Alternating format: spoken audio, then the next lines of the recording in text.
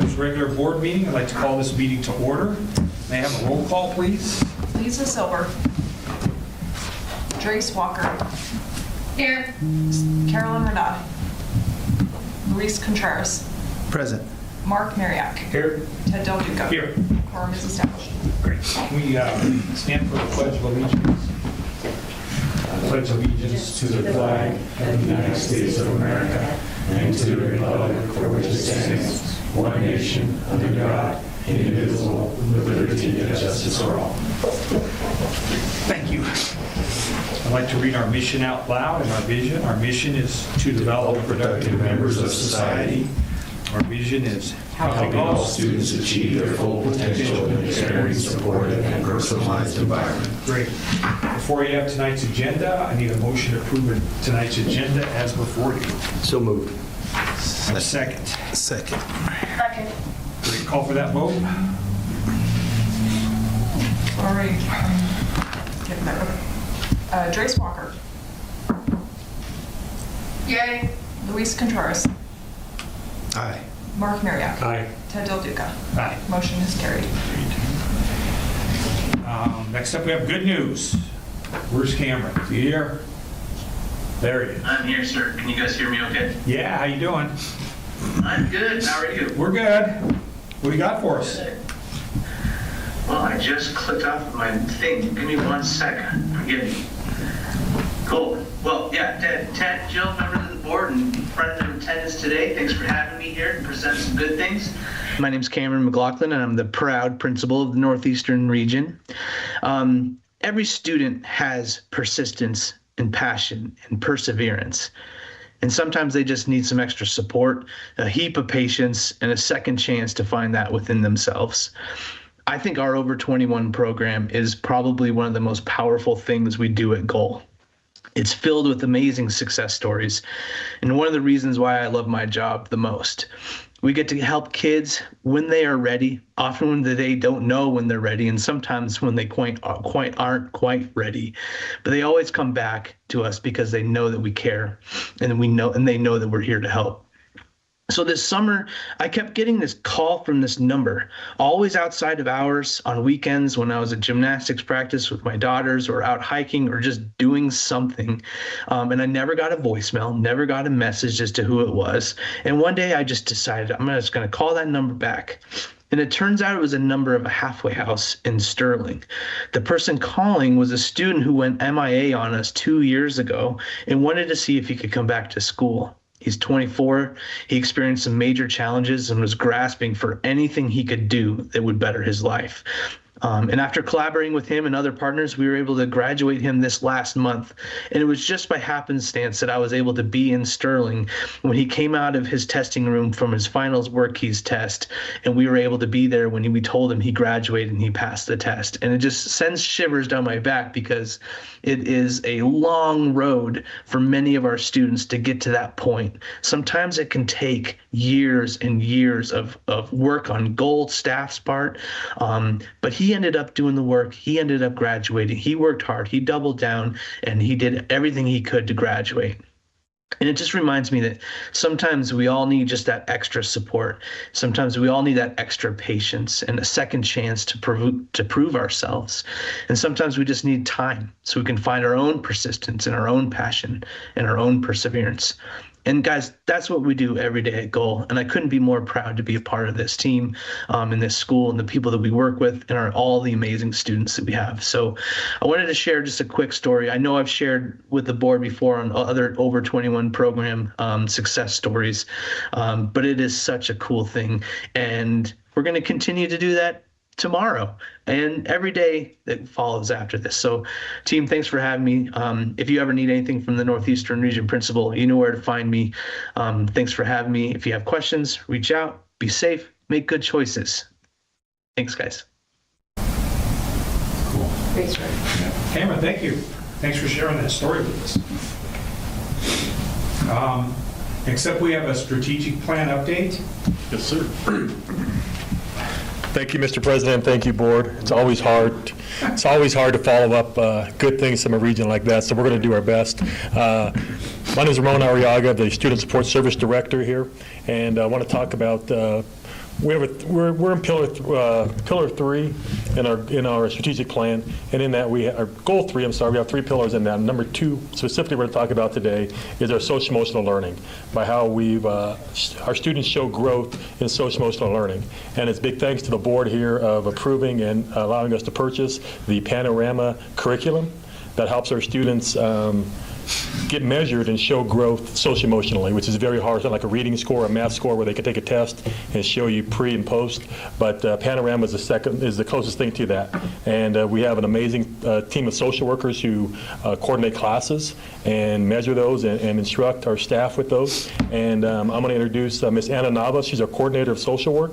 And also we have Alex Camp, our social work from the Northeast region, who are going to go into more details of how Panorama works and how it's being utilized in our sites. So Anna, over to you. Thank you, Ramon, and thank you everyone for allowing us this time today. Really grateful for the opportunity to share all the amazing work that our social work team has done around SEL. So I just want to start by sharing some background on how the need for the SEL class came about. In spring of 2022, our team began collecting student social emotional data using the Panorama platform that Ramon mentioned. Through these surveys, it gave us valuable insight into the student social emotional skills, and it helped us better understand where the students landed and the supports that they needed when it came to social emotional needs. During the 23-24 school year, our focus then shifted from collecting the data to utilizing it and making it actionable. We began using the Panorama playbook to explore evidence-based interventions and deliver support aligned to students' needs through success planning, small groups, and one-on-one supports. From there, our team took it to the next level. Our social work team used that data and those Panorama tools that they identified through the playbook to begin developing the SEL class. They utilize lesson plans, strategies, and interventions directly from the Panorama playbook, and they were thoughtfully embedded into the curriculum and content. It allowed the class to directly align in the areas where the students needed the most support. And today, Alex is going to share and touch a little bit on what those areas are during her presentation. But I just want to say that I'm so extremely proud of all the incredible work of our social workers and the impact that they've had on our students so far through their SEL class. From the ground up, our small but mighty team of 6 social workers designed, built, and are teaching a social emotional learning class that aligns directly to Pillar 3 of our strategic plan. They were given clear goals, a vision, and a great set of student needs, and were able to meet the challenge with creativity, expertise, and most of all, heart. Before I hand it off to Alex, I just want to recognize her. Alex Camp is our Northeast school social worker who has served our students here at Gold for the past 4.5 years. She's been a vital part of the development of the SEL class from the very beginning. Her insights, leadership, and consistent focus to student social emotional needs help shape not only the structure of the class, but the heart as well. So thank you, Alex. I would also like to acknowledge all the social workers: Shauna Genova, Central; Joanna Olson, Denver; Melinda Conrad Simmons, Colorado Springs; Clorinda Salazar, Northwest; and Kelly Newman, Southern. I'd also like to acknowledge Tamara Jackson, who is our statewide ESS TOSA, for all the guidance she provided our team while they built and taught a class for the very first time. So thank you to all of them for their commitment to our students and to the role that they played, turning social emotional data, the goals that were given, and the vision into a meaningful outcome through this class. So at this time, I'd like to hand it over to Alex. Did they have any questions before we go forward? What's the next one? Thank you. I'm sorry, Alex, I didn't mean to interrupt you. No, it's okay. Go ahead. I was going to say, what if I answer all the questions in this? Okay. Hey, everybody. Thanks for the intro, Anna. I'm going to talk about the SEL class today. And yes, I think the most important part is that this is not just about me. I just happen to be the one speaking right now. So our whole social work team, Tamara, many people from the ESS department, and probably a lot of teachers that I've harassed about Schoology things. This is a huge team effort, which is I think one of the beautiful things about Goal is so much collaboration amongst lots of different strengths and expertise and whatever else that looks like. Okay, we can go to the next slide. So Anna touched on this a little bit. There we go.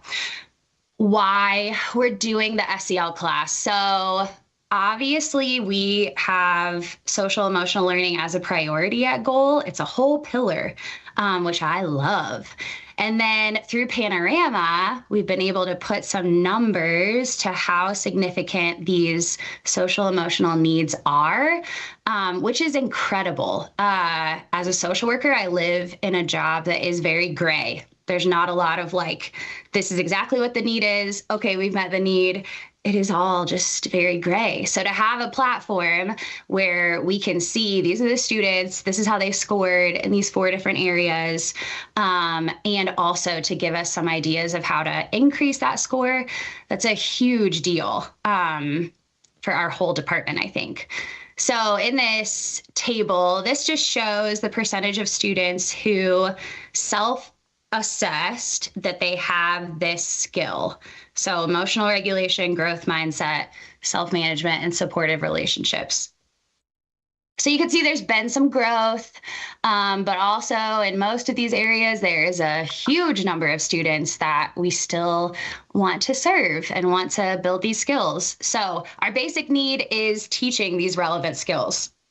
And looking at this through the MTSS process, we are considering this SEL class a tier 2 intervention. So we have tons of stuff going on tier 1, site incentives, PBIS kinds of things. And then tier 3 is a lot of where I spend my time. We're doing one-on-one support, crisis intervention, skill building, in the moment, in hard situations, but we've been missing this tier 2 when it comes to social emotional skills. And so that's kind of where the class overall came from. So let's go to the next slide. You guys have seen this. I know I'm not presenting on anything new, but academic growth is what we're working on at Goal. There's some research on these next couple slides about how big of a deal social emotional skills are to being able to grow academically, particularly with our student population. So when our kids come to us with trauma from life, educational trauma, whatever other kinds of needs, giving them academic tools may not be enough for them to show the kind of growth that they need in order to graduate. So that's another way that these skills can come in and benefit us as a whole school. Next slide. Okay, so I'm not going to read all this verbatim. I just want to show there's so much research out there about how social emotional learning impacts academics. And not only academics, but all those other things that create a productive member of society. So those pro-social behaviors, the growth mindset, emotional regulation, things like that. We want to be graduating students that not only are meeting these academic goals, but also have a set of skills that are going to help them be successful in their day-to-day life. We can go to the next one. And there's also research that shows for our specific student population, so those experiencing lots of trauma, lots of school changes, SEL is so often the key to finally finding success in this for this group of students. Okay, next one. Okay, so then out of that, we created 4 classes.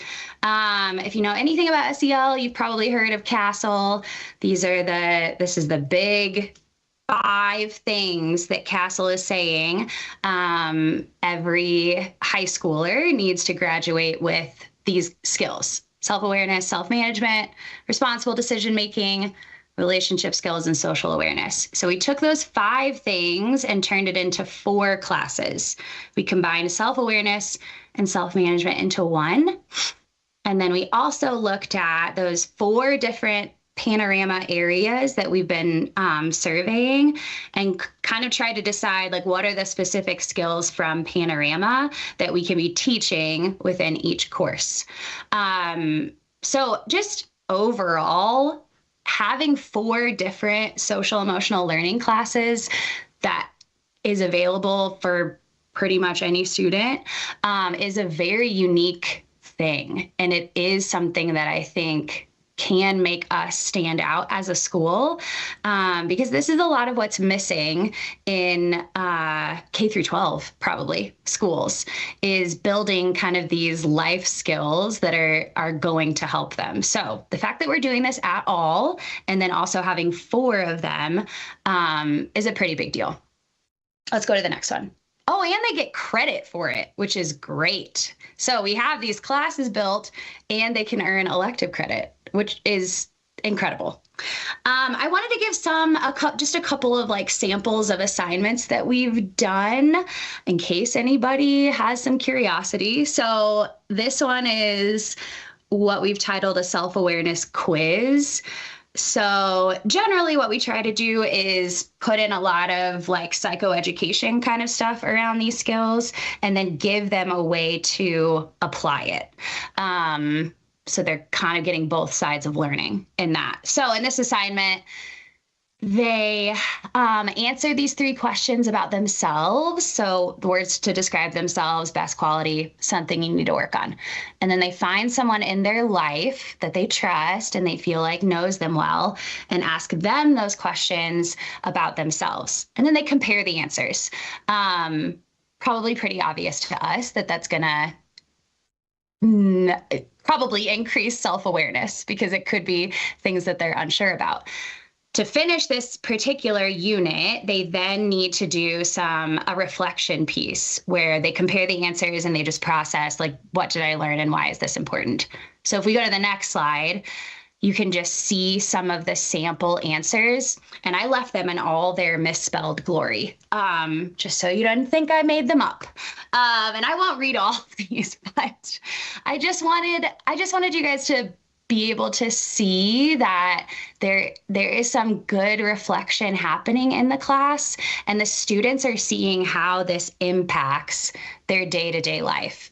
So that second one, I think it's easier for someone closer to me to find the good things I do than the things I suck at. I don't think they were similar in any way. So yes, I might be somewhat different than what I perceive myself as. So even if we haven't gotten that particular student to the point of like self-confidence and increasing that self-esteem, being able to see that like that student is at that beginning stage of recognizing that there might be a difference between their internal dialogue and how they're being presented to the world can be a really big difference. And then most of these others are saying they're similar, they're not similar. This gives me a really good idea of who I am and what I'm like in the world. So then if we go to the next slide, you'll see another example of an assignment. This particular lesson was focused on self-advocacy. So again, there was some like knowledge building before this part of the assignment. And then we gave them the opportunity to practice how they might advocate for themselves. So in this particular assignment, they learned about I statements, which I'm sure most of you know about. And we taught them I statements for the purpose of being able to advocate for what they might need with different adults in their life. So you can see on here, there's an example of advocating for themselves with a teacher, with a coach, with another teacher, or with their parents. And they have the opportunity to kind of process and type out a statement where they get to express what they're feeling and how they need help, which, as the research shows, is going to make it far more likely that they actually get the help because they're not coming into the situation being like, you didn't do this and I can't do anything until you do this, and like all the attitude and emotion that sometimes that happens with. So you can see this is a phenomenal example of a student who really knew what they were doing. And then if we go to the next slide, another great example.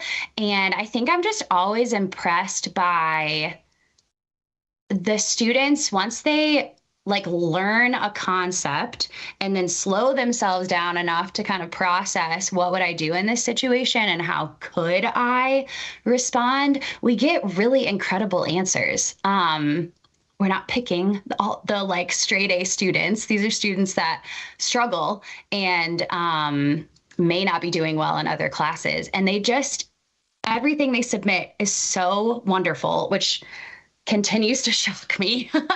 Okay, next slide.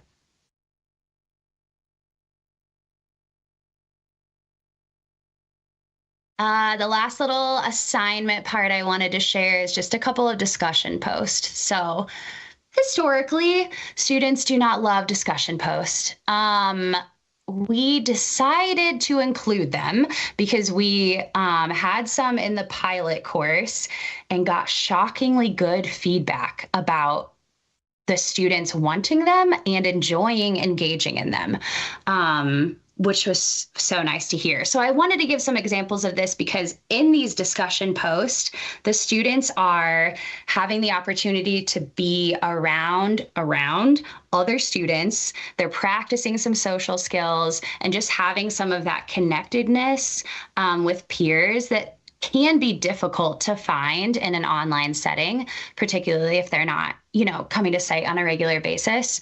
So these are just really powerful, I think. And so you have a student sharing something personal to themselves, and then another student saying, I really admire how sympathetic you are towards others, which is just so encouraging and sweet and intentional.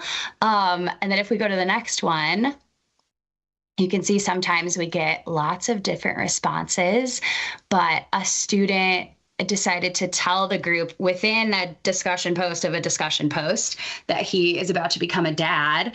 And it just sweet. The students just encouraging. We have not had issues with students like inappropriately responding to each other.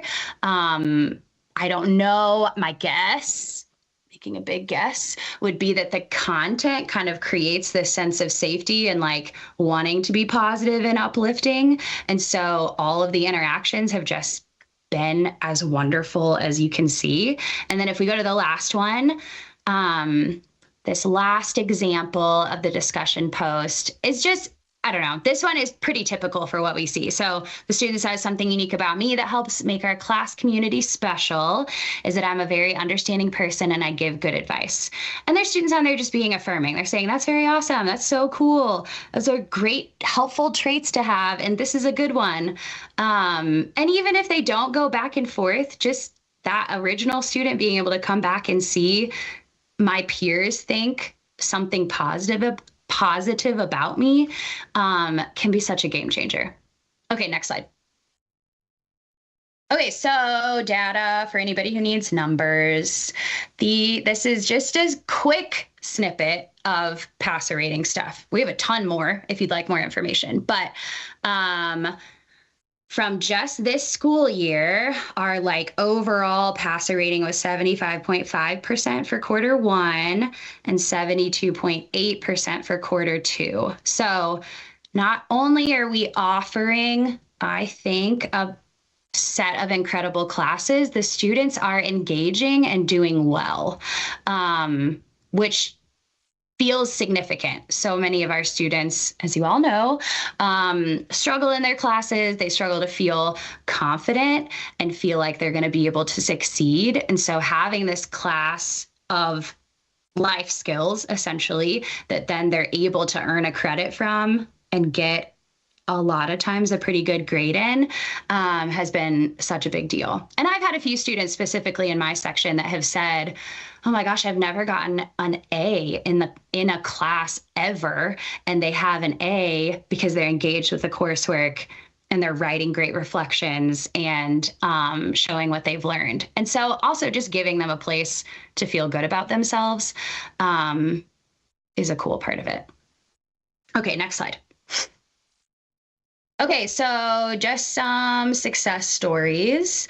We have a student who I put on here hated us, and I'm just left it that way. She had zero interest in interacting with us. She was not engaged in school.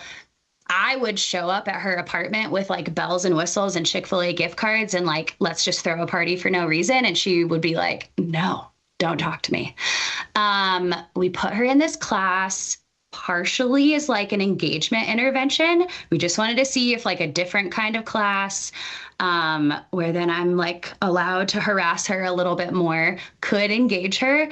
And it did. And I am still shocked about it, I think. She ended up, I think she's taken every single course now, because this message that I'm showing is from October 2024. But she sent me this message in October, a year and a half ago, and just said, I'm so glad I'm in your class again, and sent this like adorable GIF. And this is the girl who would tell me to go away when I would just show up at her house with like happiness. So even just like as an engagement strategy, as a feeling connected to the school, feeling connected to staff, it's been so successful. And she's not the only one. We have another student who hated school. She connected with us really well, but has never done well in school, never enjoyed it, never seen the purpose. Every single time I worked with her, she would say, this is so useful for real life. I just can't believe I get to learn this at school. And just was like shocked every time. Not that they don't use math and English in real life, but for whatever reason, sometimes they don't always see that connection. So to be able to create a view where like school can be a place that is useful to their current life and their current struggles is impactful for their success. And I think we enjoy it. Okay, next slide. And then I did ask the other social workers if they had any stories they wanted to share. I realize this is a lot of words. I'm going to read it verbatim because this feels like a very powerful story. So this is coming out of the Central region. Shauna shared, I had a student in my class last quarter. She also attended one other class before that, and I had a couple tickets on her previously. The tickets were for poor peer relationships, and I didn't have a whole lot of background on her. She would respond in teams, but wouldn't say a whole lot. During this class, she started to open up and disclosed that she had lost her mom, she lived with her grandma, and she had been homeschooled. During the class, she became more comfortable and started attending the live class, reaching out and communicating with both Glenna and I. She also started going to the site more and participating in pod activities. It was great to see her from small responses, not sharing a whole lot, to disclosing some major stuff, sharing how she would cope and what she liked about the class, what she tried, certain techniques, and she would check in frequently and started going to site.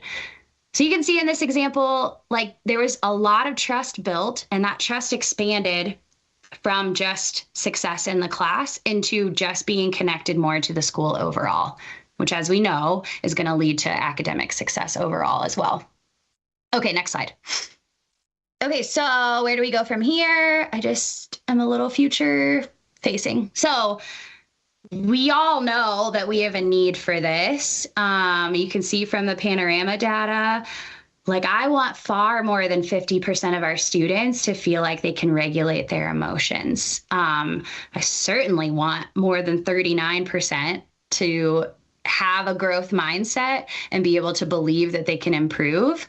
And then, of course, self-management and supportive relationships. Plus, you guys know we give the Adverse Childhood Experiences survey and enrollment, and our student population has quite a few of these indicators. Our student needs survey shows a lot of needs. I have a table on here that shows the number of tickets that we've gotten so far this year for each region. So you look at all these lovely numbers that stress me out and can see that we have so many students that need support and need help and would benefit from learning these very practical life skills. Next slide. And then just from an MTSS perspective, if we're considering this a tier 2 intervention, best practice is 10 to 15% of students being able to be part of the tier 2 intervention. And as of right now, we've had less than 5% of the student body that have had access to this course. And I just always want to go faster than maybe we can, but being able to increase that could be such a big deal. We I don't know, just thinking about 15% of the students being in just one of these courses and having the ability to gain these skills feels like a big game changer. Okay, next slide. And it's my last one, I promise. Talking too much. So our next steps are we're wanting to train all staff on some of these interventions from Panorama so that we can implement more of these at that tier 1 level, so that all students are getting access to some of these social emotional interventions. And then we would love to increase the access students have to the SEL class. So getting closer to that 15% of the student body, at least having access. We can't make them pass, but being exposed to it and getting to engage with us. Okay, that's all. Thank you guys so much. Feel like this is my obsession the past couple of years. And I just really appreciate that Goal is a place where you get to come up with ideas and find a way to implement them so that it benefits students. So thanks for letting me come yap about all this.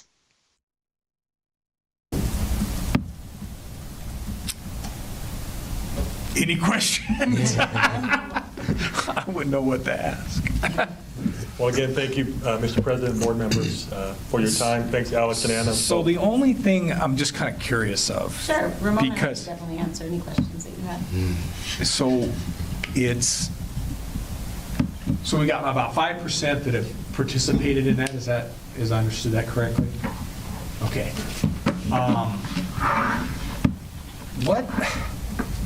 But that's like an online thing. Where does it? How do you transition into when you gotta be in front of somebody? What does Panorama do? That's where do we go from there? I guess. Do you guys still run some of the groups, or How does that? You understand what I'm asking? Yeah, we not only have Panorama groups, but I know the Northeast, for example, they do anxiety groups in person and virtually statewide.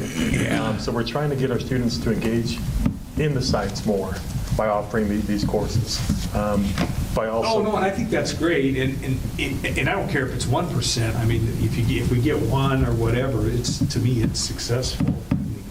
Well, and one of the things she said was getting all staff to understand. So all of our coaches, all the advisors have access to this data. So everybody can look at this data, and as they're meeting with that kid, going through their daily check-ins, can check in with those pieces. Yeah. So the class is 5%, but really we should be able to immerse 100% of our kids using this data through access to their advisors. So all students are given access to take the Panorama survey. And I think we usually teeter anywhere from like a 70 to 80% completion of that survey, which of course is a larger chunk. Then our team will use those survey results to strategically try to target specific students that they see are kind of most at need of trying those classes to try to build and flex those skills that they receive within those classes to grow that social emotional learning within themselves, that self-awareness, that advocacy. And so then that's the 5%. And then, Ted, we offer lots of in-person stuff from, like Ramon said, specific groups that support students' needs, to pod activities that bring kids in, to Goal Ventures that bring a lot of students in together and build leadership skills. So we really do try to get as many students engaged with online, face-to-face through like Teams and chats and meetings, to also anything that we can get them in sites and face-to-face with regions. So really try to like hybrid that as much as possible. And then of course meet the needs of students. There will be kids that come in every day and participate, and there will be students that never come into Goal sites and just participate fully virtually. So yes. Great, thank you. All right, guys, thank you. thank you, guys. We don't have any board training. Next up, we have our officers' reports. First up is our chief academic officer. Do you want to stay seated? Go ahead. Please stay seated. Please stay seated. Thank you. No, that's so nice. I was going to say no, Ted. I'm thinking about turning over a new leaf this year. I need some New Year's resolutions. Not going to be as hard this year. Well, so kind of you there. So academic report, we got our Q2 data in. So that all kind of finalized. We finished with a 97.6 on our attendance, slight down from the year before, but up from quarter one. 66.4 on our connect. Again, slight down from last year, but still in line with where we wanted to be. But our pass rate was really solid. We ended up 57.6. As you can see, for whatever reason, our students don't like even number quarters. So they always do dip in quarter 2 and 4, but the dip this year was a lot less. I think last year we dipped by about 11%. This time we dropped by about 9%. So still significantly better, I think about 5% better than last year. So pass rates continue to grow up. We're getting more success out of the kids that do engage with us. We're pretty excited there. And really our rates from this quarter are just beginning. Going a little bit lower there, still waiting on our pass rates from CCE for the first one. A lot of times those credits come in a little bit late because the way colleges report those out. But our enrollments in college in the spring are up to 435, so one of our best numbers ever. Continue to grow that and push for that. Our work-based learning here in semester 2 is up to 264 in process. And we did finish with 355 work-based learning credits or half credits there in semester 1. Grads are up to 435 coded to date. So we're well on our way, moving right along there. And I don't have an updated number of the WorkKeys board WorkKeys certificates. One thing I did want to start doing, and I actually didn't have it written down in here, I was going to kind of express it. I wanted to each time just highlight one little tidbit of information data-wise in academics that was kind of interesting. One of our key, most vulnerable positions are our students are ones that come in with reading levels into very low levels. So I'm going to say like first, second, and third grade reading levels. When they come to us, there's a whole lot of things beyond that. We have a specific course called English Elements that addresses that level, designed to meet their needs all around. We had 130 students in Elements courses here. Those are the under fourth grading levels. 48% of those kids passed those classes, and averaged between all the kids that were enrolled in those, we averaged 1.1 grade level growth in a semester. So our goal is 1 grade level in 1 year. For those kids, we got 1 grade level in 1 semester. So more than double the pace we were hoping for. Again, these are kids coming to us at a first, second, third grade level who, I mean, there's a lot going on in those lives, why they got into that place in the first place. So really excited about the team, what they're doing there. That's by far better than where we were a few years ago. So just a fun little tidbit of a group that may be fairly interesting. So, thanks for your time. Any questions? Not hearing it. Thank you. Next up, our Chief Financial Officer. What do you got? Talk loud. I'm moving it really close. If you don't talk loud, you got to stand up. I can shout. I think my kids can attest to that. Good evening, Mr. President, members of the board. Tonight we are looking at our December financials. I wanted to take this opportunity as a good mid-year break to take a look at where we are through the year against our revised budget, again, at this 6-month mark. So our narrative looks a little different this evening, but I really wanted to highlight where we are at this point. So jumping right in, this chart shows you our figures in thousands because millions gets really crowded on our single sheet here. So as of December 31st, we have recognized almost $42 million in revenue, which is slightly under the 50% mark where we should be halfway through the year.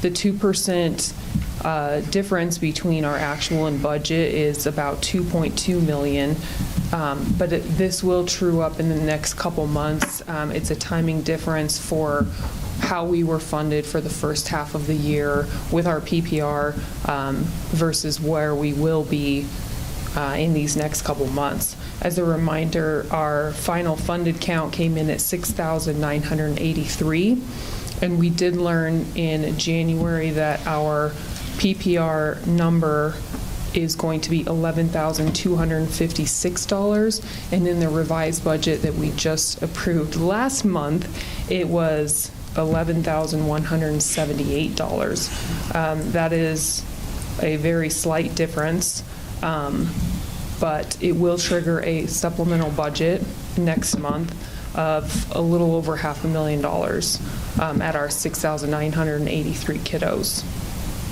So again, as we move into January and February, we will see that revenue for actual versus budget narrow that gap a little bit.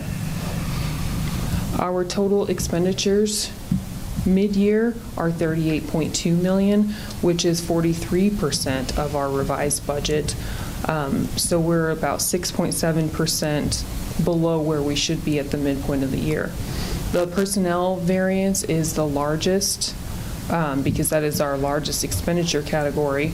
So we're 2.2 million under where we should be midway through the year.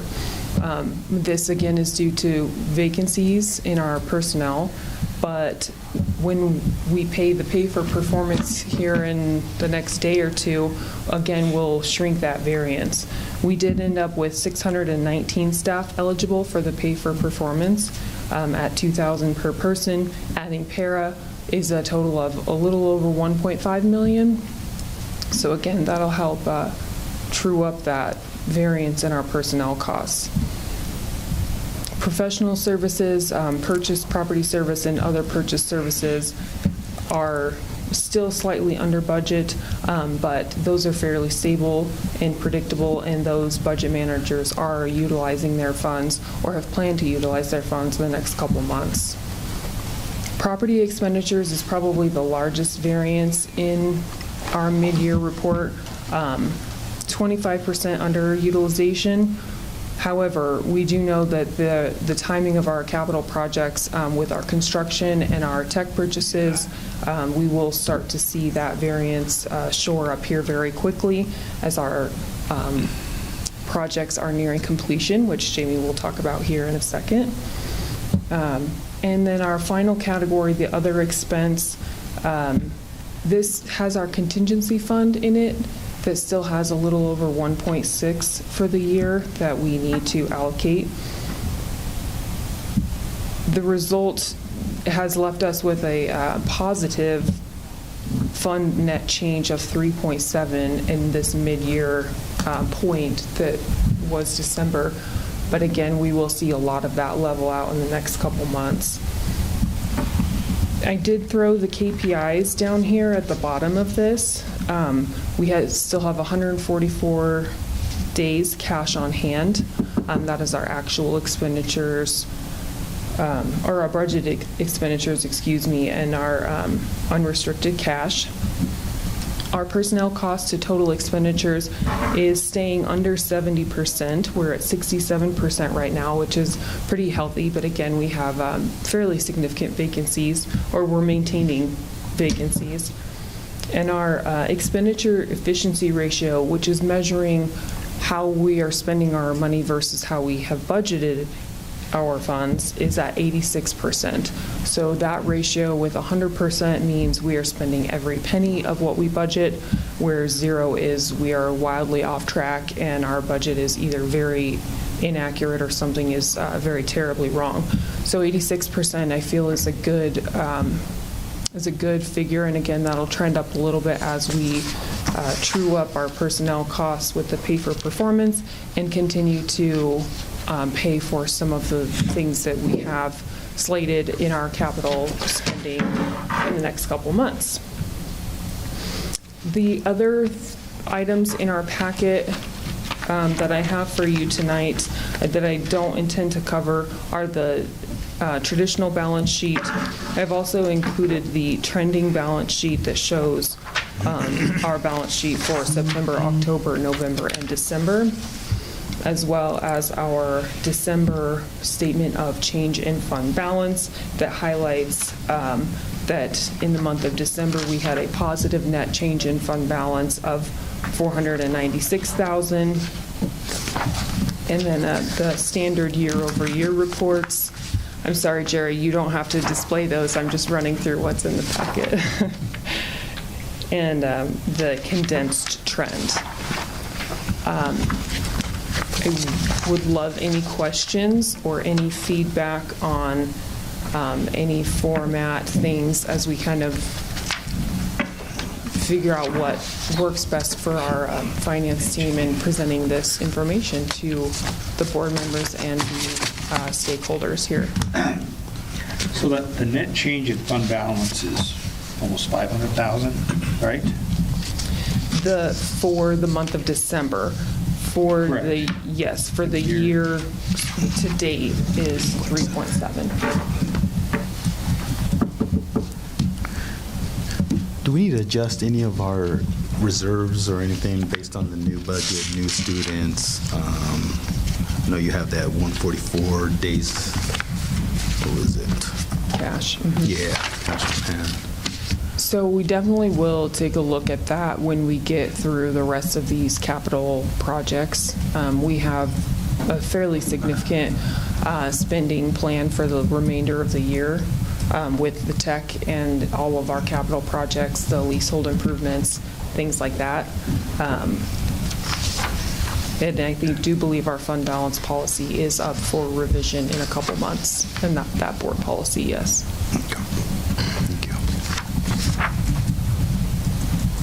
So it's really the building that's... It's a combination. Mhm. So we definitely have a lot in there to finish out the buildings that we had earmarked money in there to do this year. We also have a big chunk of money that will be going out in January because we did talk about, and we are paying the pay for performance in January, which with the para and pay on that runs around 1.5 million for the pay for performance bonus. And so there's that, and then we also have not expended all of the computers that we have coming in yet. So remember in December, we talked about getting ahead of the tariffs and making a large purchase. And so as those start to come in here in January, they'll be expended on January, and then we'll also see some expense for those in February, because as they start to get here, then we start to pay those invoices. So we're gonna see, like Bree was saying, some pretty good chunks that we will be spending over the next few months in those three areas. But we do also know we've received some information around some PPR adjustments now that final count is done and the state has gotten back to districts around what PPR will be for the second half of school years. So we're definitely trending well. We think we will continue to trend well, but we also do know we have some expenditures coming. But we do agree, great question from you, Ted, and also Luis. There will probably need to be some adjustments coming as we really start to balance out and see what the increase in PPR will look like, and then what those couple expenditures through January and February will look like.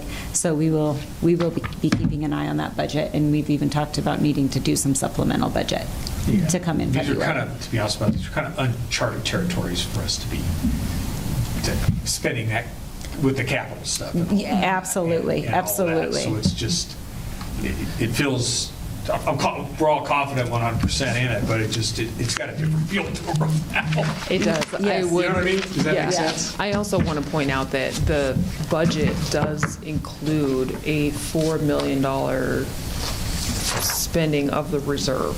Correct. So we are trending positively, but if you consider actual versus budget, the budget still has the $4 million that we were allowed to dip into. So, it'll be close as we get towards it. Yes. You're not having Luis feels on it. Probably more nuts and bolts down on it. Yeah, I got to feel it. Yeah. Well, and to this point, like Bree said, we budgeted to cover a lot of big purchases, but we haven't completed those big purchases yet. We have a lot of graduation spending coming too. Yeah. So a lot of student-facing things, a lot of capital coming in the next couple months. Okay. Any other questions? All right, thank you very much. Just a second here. Let me catch up here. Okay, Chief Building Officer. Yeah. Our chief Information officer slash building guy. Jamie, what do you got for us? How we doing? Where we at? Good evening, sir, members. Do we know what we're doing? I can spend more money if you'd like me to. Well, let's talk about it before we spend it. Very good. Yes, it is. Very true statement. I'd like to just give you all a quick update, kind of the ongoing thing that we're doing now at every board meeting. One, just kind of give you all an update where we're at with our buildings. So really quick update. A few of you were out to the buildings and did see some progress on that. We're at the point now in building construction where things are happening extremely fast, and the buildings are now really starting to take that shape. We can now actually see it all coming together. Walls are up, things are being done. So starting with building 1, we are on track and have this now set in stone that we will be moving the furniture out of this location, this Victoria office, on February 18th, and moving this furniture into building 1 over the next 2-day time from that date. So that will be not ready for humans to inhabit the building just yet, but the furniture will be put in there. We'll have carpet down. Millwork and cabinets are also going in now. So drywall and texturing is all complete in building 1. You can now really see it. And painting is now underway from the back of the building kind of toward the front of the building. Almost every office has now been painted with its accent wall and its main base color. And so they're moving that now forward to the main parts of the training room in the front of the building. This week, my understanding is millwork and cabinetry is now underway. So framing, if you go into the training room, you can actually see framing that's up on that back wall where the cabinetry is going in for the food service counters. Cabinetry is also being put in the kitchens in the back as well. So again, you really start to see this now really taking shape. It's exciting to watch. So Victoria staff here, with Courtney, our Director of Operations guidance, has been putting together move plans to help people get things boxed up. If you walk around in here and look in people's offices, you'll see that a lot of decor has been taken down as we get ready to work through that. It's important for the board to note that staff in this location will not be in this location after February 18th and will instead be working virtually. With services provided at this office for those like in finance and our business services team that will need to be in here to do things like run our checks and some other work that needs to be done in this office. We'll have some temporary stations kind of put up in here for them to come in. Otherwise, the remainder of this office will be sent on virtual until after the spring break time. That will give us, on the tech side and the business services team, the ability to get our physical access control, meaning door swipes in the building, badge access control, the networks built, printer services moved over, the things you need to get a building ready for people to be in it. So we've got all those kind of last minute things.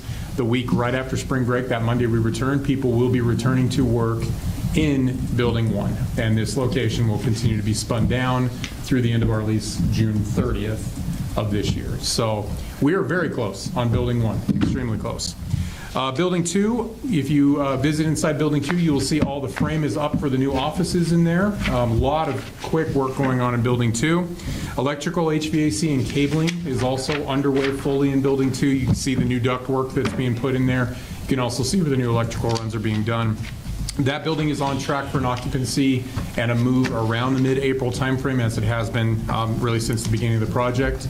The hard part of that is going to be moving the warehouse from the current tech center to the new IT accessory storage center. I cannot use the W word with the new buildings, in building 2, which is much better, much bigger.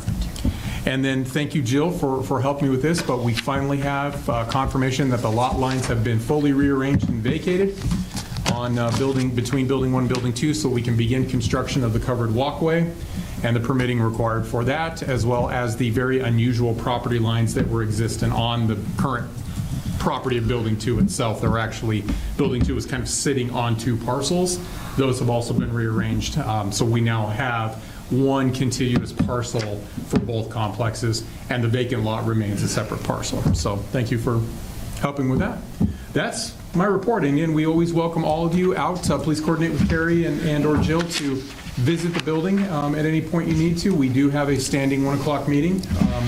Just let us know if you'd like to come out and see the progress. We will not be there this Thursday, however, as we'll be traveling to Denver to visit the state capitol on Thursday. So we will not be out there this week, but we will be back on our normal Thursday 1 o'clock p.m. schedule. Is that going to the Capitol? No, it's legislator meetings. Yeah. I'm sure Jill has that update. Anyway, that's my update, board. If there's any questions, happy to answer. So one other note on the building, as Jamie's just shared with you, we are on track to, of course, start moving in February. So that will put a small wrinkle in our February board meeting. Yes. So as far as building updates, I am presenting that for our February board meeting, which will take place on February 24th, we actually do a complete virtual meeting because we will not have the technology in this building anymore or any furniture. And our new buildings obviously will not yet be set up or ready to hold a in-person portion of the board meeting. So, But we'll be live though, so. we'll be live, just like we did during COVID. We'll just all be virtual, so it would be a live meeting. Of course, our viewers would still be able to join the live link. They would still be able to view the complete meeting, still do a full meeting agenda. It just would be that for those of us who sit together, we would be all sitting virtually like Lisa and Drace are currently doing. Okay, great. Sounds good.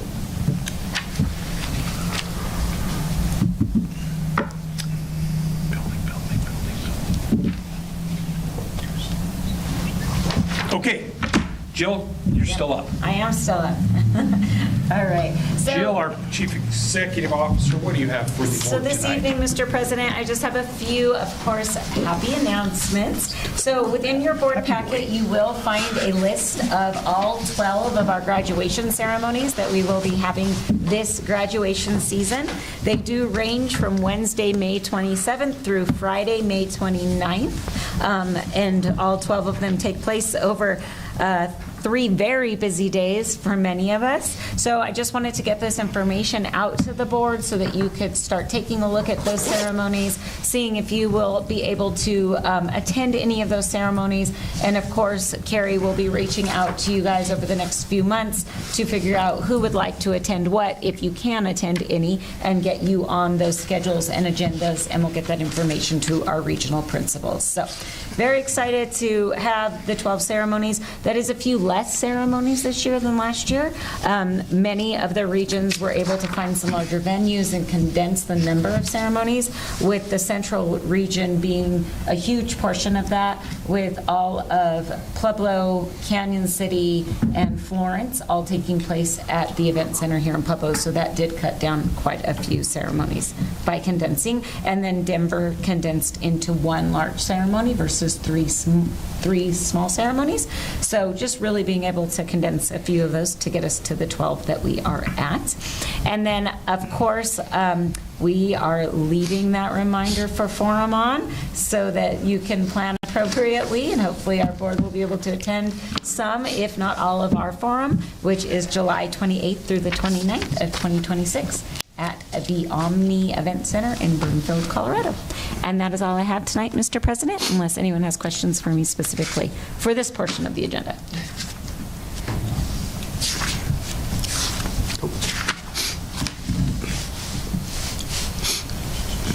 I'm sorry, what was the forum date again? They are July 28th and 29th.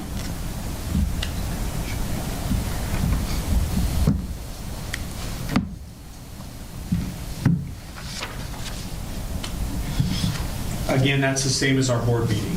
It is. Yep. So similar to February 24th, we can house anyone who is at Forum. We can get in the same room together, and anyone who can't make it, they can always join online, and we will broadcast like we always do. Okay, great. Thank you. Thank you. Any board member reports? Not hearing any?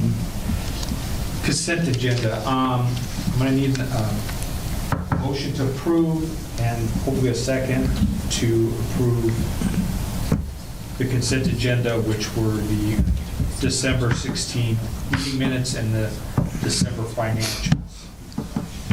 So moved. Can I have a second? Second. Great, call for that vote.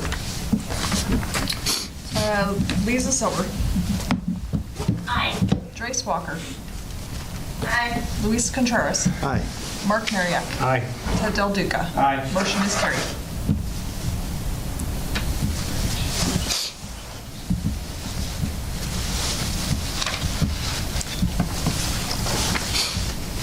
don't have any action items to deal with tonight. Good.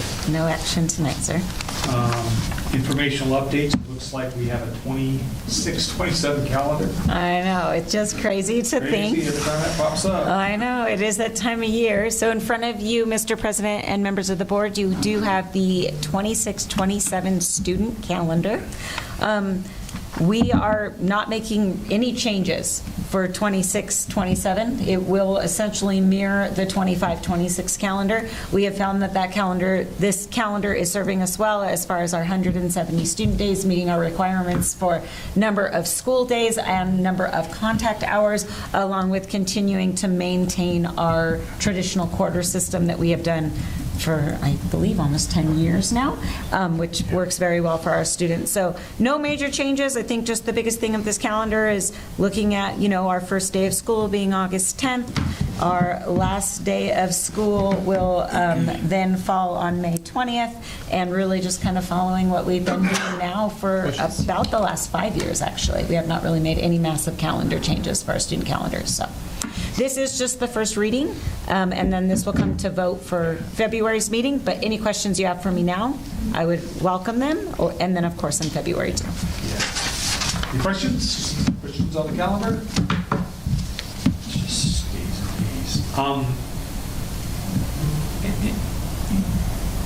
next up, we have the Student Performance Framework update. Karla, are you with us? Karla Ash, Senior Director of Accountability. I'm with you. Good evening.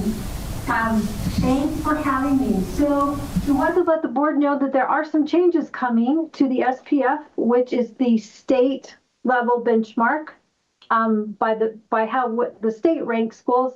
And there's some changes for the APR, which of course is our district level benchmark through D49. So next slide, Jerry, please. The timing of it, the APR is in effect for this school year. And so next year when we get our APR from D49, it's going to reflect these changes that we're going to talk about tonight. For the state level, for the SPF, that originally was supposed to go in effect this year, and it has been delayed. Some schools said, we need some time, we got to make changes. And so the SPF changes will then be delayed for another year. So Jerry, go ahead.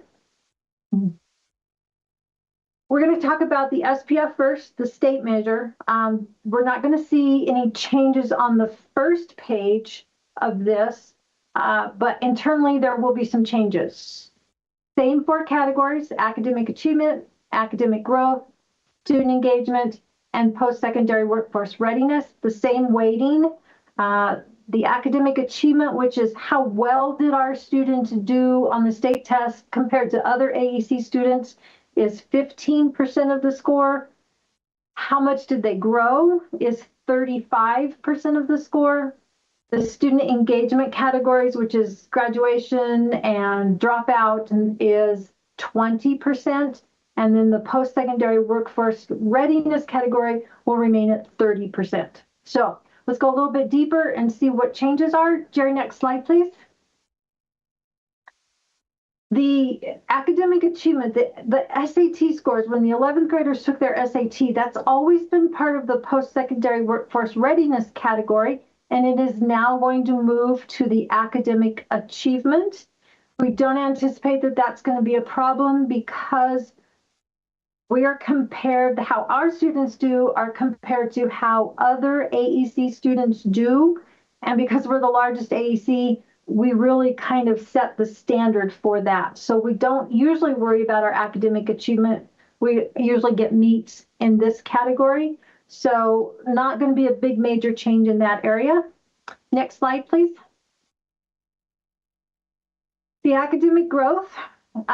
Jill and I always say, if our kids just showed academic growth, it's the biggest category. We wouldn't have to worry about our rating. So that's still the case. If our kids were showing growth, we wouldn't have to worry about it. It's not going to change. We're still going to be measured on how kids who took the PSAT test in the 9th grade and how they did in the 10th grade, what growth did they show? And then from 10th to 11th, what growth did they show? And we we have an optional measure that we use is our STAR scores for our 12th graders. So that really all 9th, 10th, 11th, and 12th grade is represented on this report. And so those won't change. Still makes up 35% of the score. Next slide. Now, here's a category that some of the changes that are coming is that the cut points for these optional measures are going to change. We've looked at it. For the student engagement, it talks about attendance and truancy. Those are the state required measures. And then when our attendance was not really very good, we chose to submit some optional measures to offset a not good attendance rate. And so for the last many years, we have used returning student rate and we've used student re-engagement rate. The returning student rate is those kids who don't age out or don't graduate, they're eligible to come back with us the next fall. Did they come back?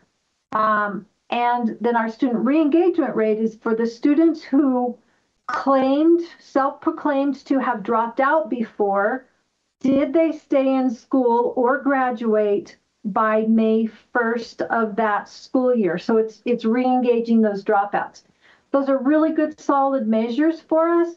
But because of the way the points are calculated, because those categories are at a meet and we are now usually earning and exceeds on attendance, we're actually watering down the number of points that we get on exceeds. So there won't be a change this year. We'll probably leave those on there. We've calculated our returning student rate. It's still in good shape.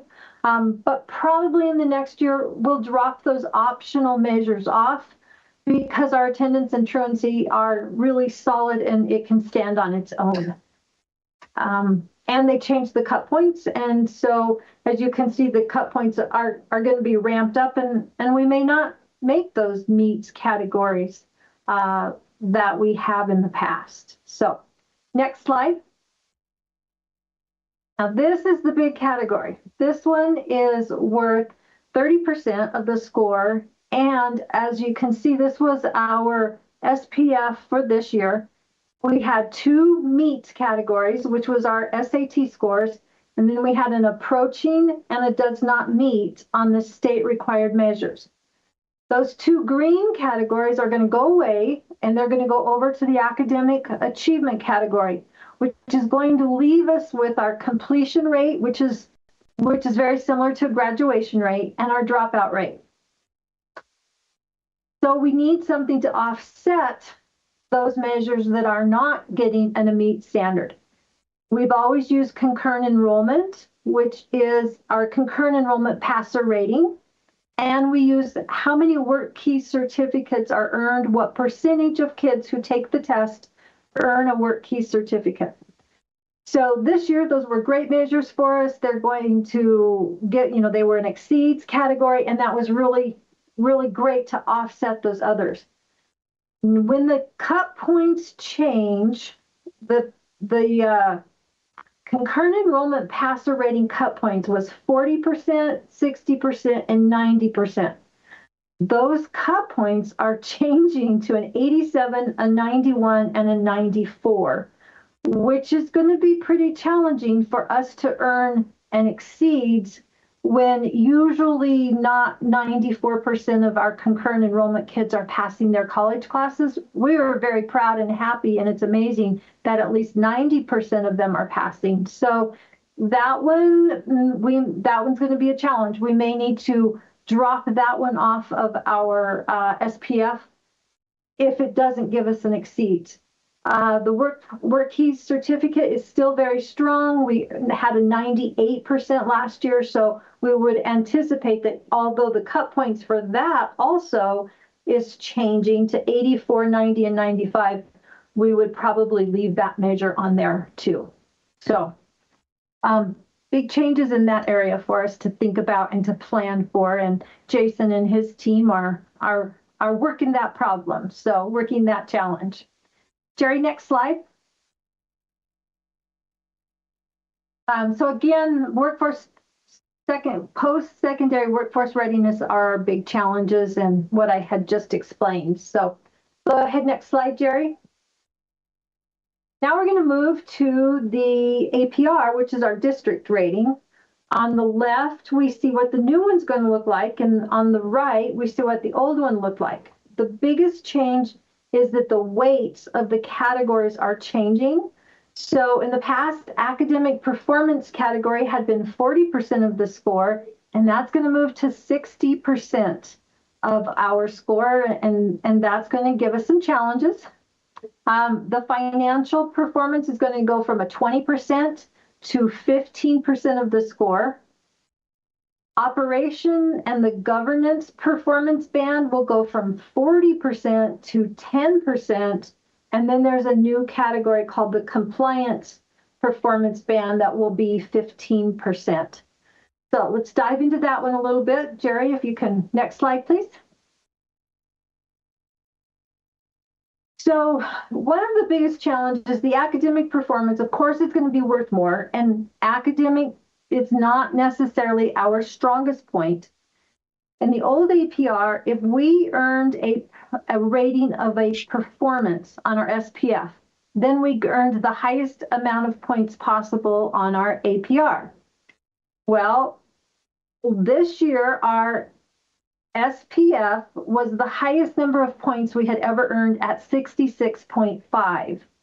But the new benchmark for that is that we have to exceed what the district's average is, and so that's 74. So with our best year yet at 66.5, we are a ways away from earning 74 points to get the most points in that category.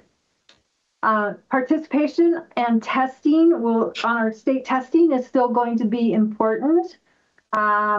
We always push that at least 75% of our students take the SAT, PSAT test, and that expectation will remain in place.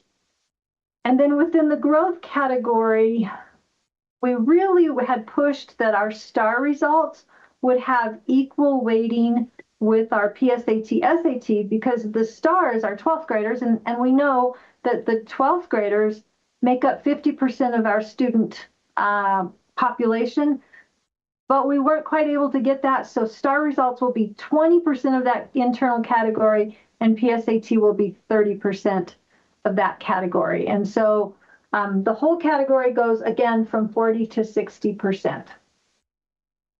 Next slide. The financial performance, there is some changes. It's going to be weighted a little bit differently from a 20% to a 15%.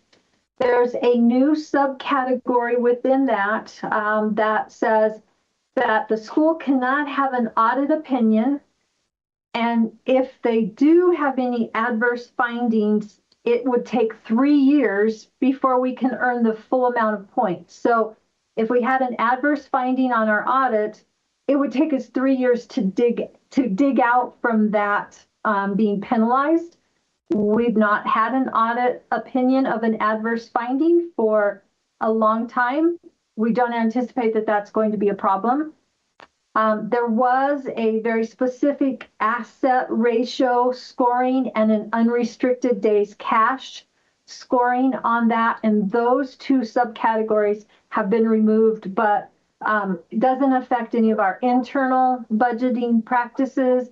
And as Brianna mentioned, we might be looking at changing some of the finance policies in March, but not as a result of the APR. We are still very strong financial, and that won't change anything that we do there. Next slide. Now the new category, the compliance performance, that's kind of really what I do. The D49 requires us to submit a lot of reports. We're up to about 90 reports submitted to D49 already this year. And a lot of departments contribute to that. We have an HR report, we have SPED reports, we have end of the year, October count. So D49 recognized that this was a strength for Goal Academy, and really kind of separated out that category, which will help offset the academic achievement category going from 40 to 65. This should give us a really positive effect in 15% of the scoring. So this is a really positive thing that came out of that. Next slide, Jerry. Now, the changes in the operations category, the big one is the weight. It's just not going to be worth as much, but we're still going to be responsible for everything that this category measures. And so we still have to have a special ed department that does everything right, and a English language learner department that does all the things that the law says it has to do. And we have to have appropriate enrollment practices. A lot of the finance management that was in this category kind of got moved to its own category, so that hasn't changed. The governance requirements are still there, so you guys as a board, you still have to follow your board policies. You still have to sign your yearly, compliance waivers or, whatever we have. So all of those things are still in place. We still have to treat our employees right. So the HR department is still responsible for what they do. We still have to treat our students right. So Title IX hasn't gone away. A lot of what, the counseling, our social emotional, our social workers, all those things we heard about tonight, still in place. School environment still in place. Courtney's whole areas, we still have to make sure that our buildings are safe and our fire drills are done and our fire extinguishers are inspected and our fleets are right and our nursing is right. So all of those things are in there.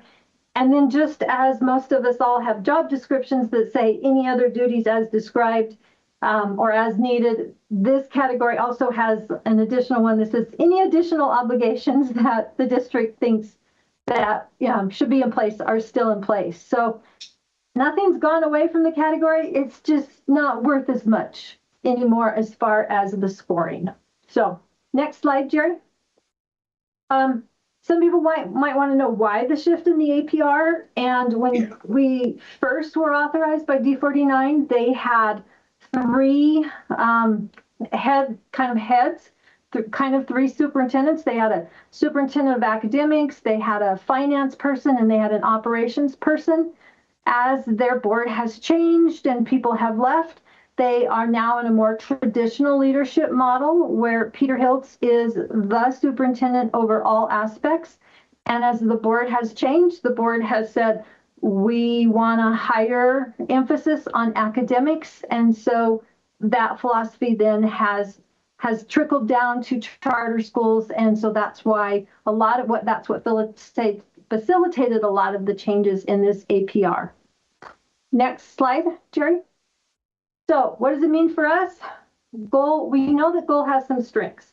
We have a strong financial position and budgeting practices, very stable board of directors. Thank you all for your service. Established policies and procedures, strong HR department. We've years and years to develop these policies that are in place. Facilities and fleet are well. We have a record of on-time compliance and reporting. So those are our strengths. The emphasis of the APR was kind of shifted away from our strengths, but as an AEC, academics are not our students' strengths, but it gives us the opportunity that we are addressing. Academic performance is important for us. Growth is important for us. But we will have to watch some things closely so that we can make sure that that academics fills in the gaps that maybe it didn't before. So any questions that I can answer? That was a lot of information. That was a great job on that. So I don't really have any questions. I just have a comment, and I think well taken on all that, but clearly they've moved the goalposts, in my opinion. And the board's behind all you guys. For whatever we got to do. And if our number falls from whatever, well, that's the number, and we'll just build it. We'll figure some way to build. Yeah. We're not going anywhere. We're not going to quit doing We're not. kids. We're not. I'm sorry. I think what's important to know is like, so next year when Jill brings the APR and maybe instead of 66.5 points, I don't know, maybe we've earned 64. I think what's important to know is, you know, apples to apples, it's not an apples to apples comparison the first year we make that transition. And so, you know, we just wanted to give everybody a heads up and to know what's coming. But yeah, the goalposts moved a little bit. Thank you, Karla. I think though that we know that, right? We're going to know that. So we're not, we just have to make sure everybody understands that and that we don't get pressure from the outside world that we've dropped a whole bunch. We used to be here and now we're here. And that really, because nothing we did change from what we're doing. They just changed how to measure it, which is whatever. Yeah. So, because we don't want like negative publicity or anything like that because of this. It just, and you're right. They've our strengths are our strengths and our weaknesses are our weaknesses, and it's moved a little bit. But I think for me, president of the board, I mean, whatever you guys need, whatever we need to do, we're going to do.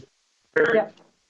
Period. You know, we're not going to whine about it. We can't change this. We're not powerful enough to do any of that. So we move forward. We were able to negotiate a little bit, Karla and I, on some of the first round of presentation they gave us for the new APR. And so Karla and I were able to make some leeway, which definitely benefited us. We will say that, you know, using this year's SPF data, which was a great year and the highest points we ever had, when we used this year's academic data and we did put it into this new APR format, we were still remaining in good standing. So that at least was a good sign. One of the things Karla and I did first in going into negotiations to ensure that, you know, hopefully with these large changes and a huge amount being academics, that our best year wouldn't land us in not a good standing, because that would have obviously been, I think, a very direct kind of message, and it didn't. So that's, you know, great news. So, you know, as I work with all of our academic teams, with Jason and his team, we just got to get more than 66 points on our SPF this school year. It's got to keep getting better. So I agree with you, Ted. But we did do some math. Yeah, so. and it's you know, it's the world you live in. We're always chasing numbers. We're chasing cholesterol rates. We're always chasing a number. Always chasing a number. Always chasing that a is number very true. and stuff. And so, but I think the backside of it is we know what we do. I mean, for whom we're doing it. Absolutely. We're going to stay the course. And, you know, we know at times our data isn't where we want to be yet, but we also know our goal is always to get better. And that's exactly what our staff and our students do every year is they rise to that occasion. And every year we get better. And we have. Yeah, absolutely. And we have. So. Yeah, and this has not been an easy ball to move. This organization, who we cater to, the things we've gone through and everything like that. It's hard work, and you guys do really hard work. Yes. And you're all very smart. You guys are dedicated, and it shows. And none of that's changing. No, absolutely. Yeah, none of that's changing. You still got a lot of hard working, smart people that care. Yep. And we'll win. We'll win out for the kids. For what we can do. Thank you. Sorry. Off my soapbox now. Karla, thank you. You're welcome. Keep on that for us. You're so good at all that.